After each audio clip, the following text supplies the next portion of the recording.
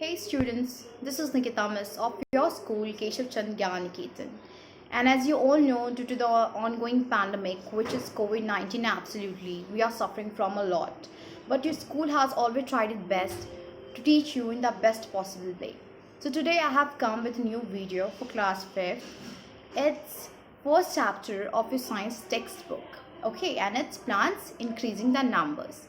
So today I will teach you about plants. I will teach you about the various stages of the germination of seeds. I will teach you about the condition necessary for germination and the types of crops and the ways of seed dispersal. Okay, so actually this chapter aims to discuss all this topic and we will cover this topic one by one. Okay, so let's start it.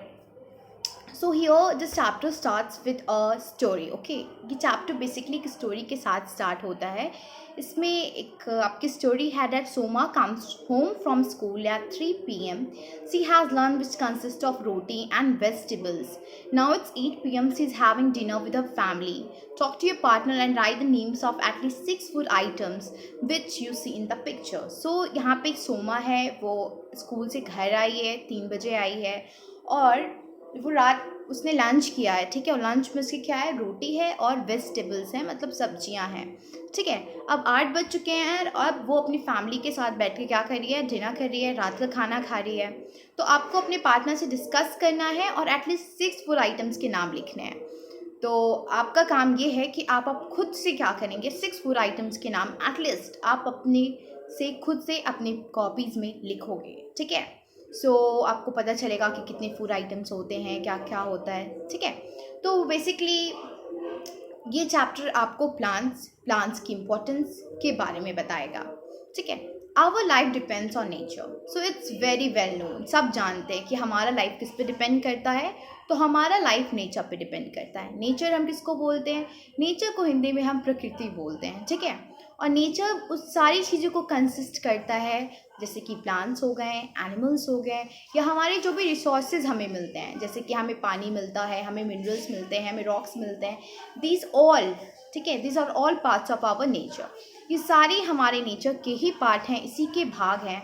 तो plants are a major part of nature. तो इसी nature में से जो सबसे major, सबसे ज़्यादा, major मतलब होता है मुख्य. तो हमारा जो मुख्य पार्ट है वो क्या है, हमारा प्लांट्स है. Plants gives us food. ये सब जानते हैं कि प्लांट्स हमें क्या देता है, हमें भोजन देता है. ठीक है, तो cereals, pulses, vegetables and fruits come from plants. तो सीरियल्स को हम हिंदी में अनाज बोलते हैं.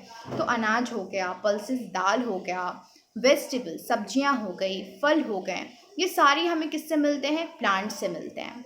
Sugar and oil too are obtain from plant. Sugar, ठीक है, या ऑयल मतलब तेल, ये सब हमें किससे मिलते हैं, हमें प्लांट से मिलते हैं. ऑब्टेन मतलब होता है पाना. ठीक है, तो हमें किससे ये सब चीज़ मिलते हैं, हमें प्लांट से मिलते हैं. प्लांट्स हमें बहुत चीज़ें प्रोवाइड करता है. प्लांट्स हमें वुड भी प्रोवाइड करते हैं, लकड़ियाँ भी प्रोवाइड करता है, हमें fibre, rubber, gum, tea and coffee, ये सारी चीज़ हमें कौन प्रोवाइड करता है, हमें प्लांट्स प्रोवाइड करता है. Plants do supply us with the life giving oxygen. और आपको ये बात बहुत अच्छी तरीके से पता होगी कि हमारे लाइफ में सबसे इम्पॉर्टेंट जो चीज़ है डैट इज़ ऑक्सीजन, जो हम सांस लेते हैं. ठीक है, तो वो भी हमें प्लांट से ही मिलता है. एक तो हमें फूड्स भी प्लांट से मिलता है, और जो सबसे बेसिक रिक्वायरमेंट है हमारे लिए जीने का, विच इज़ ऑक्सीजन, वो भी हमें प्लांट से मिलता है. तो आपको प्लांट्स की कहीं ना कहीं इंपॉर्टेंस अभी तक समझ में आ चुकी होगी कि हमें अगर हमारे फूड हो गया वो भी हमें प्लांट से मिलेगा, हमारे लिए ऑक्सीजन जो हो गया वो भी हमें प्लांट से मिलेगा. और लास्ट, हमें ये सॉइल इरोजन को स्टॉप करता है, इट रिड्यूसेस सॉइल इरोजन. ठीक है, अब आप जानोगे कि सॉइल इरोजन क्या होता है. ठीक है, the removal of top soil factors like wind, water is called soil erosion. Soil erosion हम इसको बोलते हैं जब मिट्टी की ऊपरी सतह पानी की वजह से या हवा की वजह से चली जाती है, उड़ जाती है. ठीक है, उसको ही हम सॉइल इरोजन बोलते हैं. और आपको पता है कि जब टॉप सॉइल जो होता है, सबसे ऊपर वाला सॉइल जो होता है, वो मोस्ट फर्टाइल होता है, सबसे ज़्यादा उपजाऊ होता है. तो अगर वो ही चली गई तो फिर हम उसमें प्लांट्स लगाएंगे तो क्या वो प्लांट सही से लगेगा, क्या वो प्लांट हमें सही रिजल्ट दे पाएगा, एब्सोल्युटली नो. ठीक है, वो एक तरीके से बंजर हो जाएगा, वो फर्टाइल नहीं रहेगा, it will be no more fertile. ठीक है, तो इसीलिए प्लांट्स क्या करता है, वो जहाँ पे भी रहता है, ठीक है, उसके रूट्स क्या करते हैं, उस सॉइल को जकड़ कर रखते हैं, उस सॉइल को पकड़ के रखते हैं, और जिस वजह से पानी हो या फिर हवा चल रही हो, इससे वो क्या होता है, उसका टॉप सॉइल नहीं रिमूव होता है। तो इसीलिए प्लांट्स हमारे लिए हेल्पफुल है। Life on earth can not exist without plants. It's very true that life, जो हमारी धरती पे हमारी जो जीवन है, वो विदाउट प्लांट्स तो हम रहने से रहे यहाँ पे, क्योंकि जो भी चीज़ है हम we are getting it from plants. हमें जो मिल रहा है हमें प्लांट से मिल रहा है। We need to grow more and more plants since we depend on them. तो आपको ये चीज़ भी समझ में आ गई होगी कि हमें ज़्यादा से ज़्यादा पौधे लगाने चाहिए, बिकॉज हमारी लाइफ टोटली डिपेंडेंट है, तो वो प्लांट्स पे डिपेंडेंट है। More plants would mean a continuous supply of plant products to meet our needs. मतलब जितने ज़्यादा पौधे होंगे उतनी ही ज़्यादा हमें कंटिन्यूस सप्लाई, मतलब लगातार सप्लाई मिलती रहेगी प्लांट प्रोडक्ट्स की, और हमें हमारी ज़रूरतें उससे क्या होंगी, पूरी होते रहेंगी।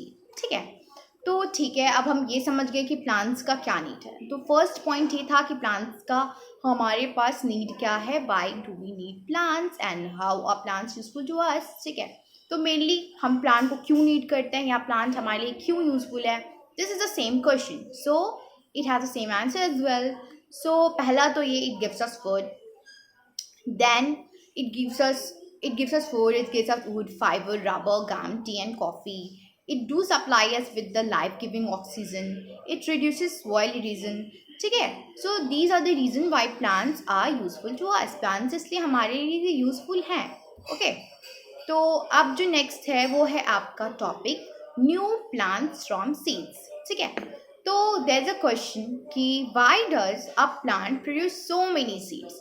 तो एक प्लांट जो होता है वो बहुत सारी सीड्स को क्यों प्रोड्यूस करता है, बहुत सारी सीड्स को क्यों उत्पन्न करता है। प्रोड्यूस की हिंदी उत्पन्न होती है, ठीक है, और सीरियल्स की हिंदी जो मैंने आपको पहले बोला होगा उसकी हिंदी अनाज होती है। ठीक है, तो they do so because most new plants grow from seeds. तो इसलिए ऐसा होता है कि ज़्यादातर, ठीक है, जो न्यू प्लांट्स होते हैं वो सीड से ग्रो करते हैं, वो बीजों से ग्रो करते हैं।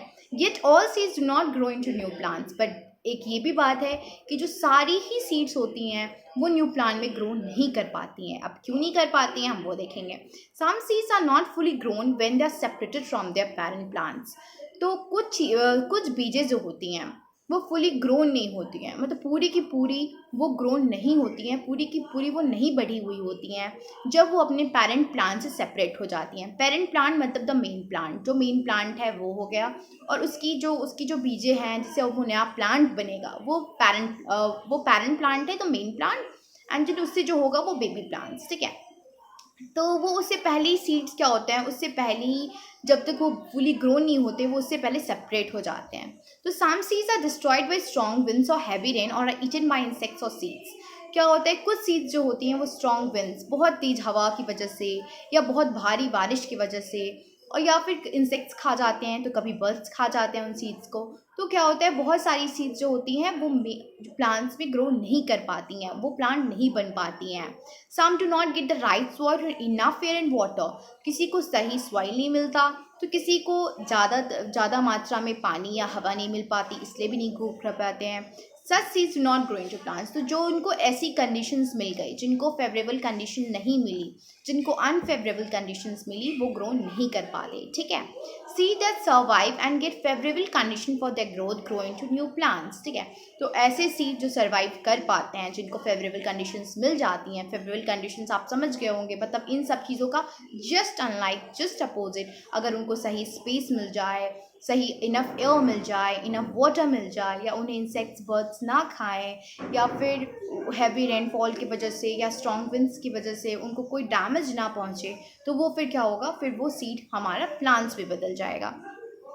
तो एक सीड और उसके पार्ट्स भी होते हैं, ठीक है, तो हम उसके बारे में भी जानेंगे। तो देयर इज़ एन एक्टिविटी, तो मैं आपको वो दिखाऊंगी कि वो एक्टिविटी क्या है। तो हम a seed and its parts देख लेते हैं। ठीक है, तो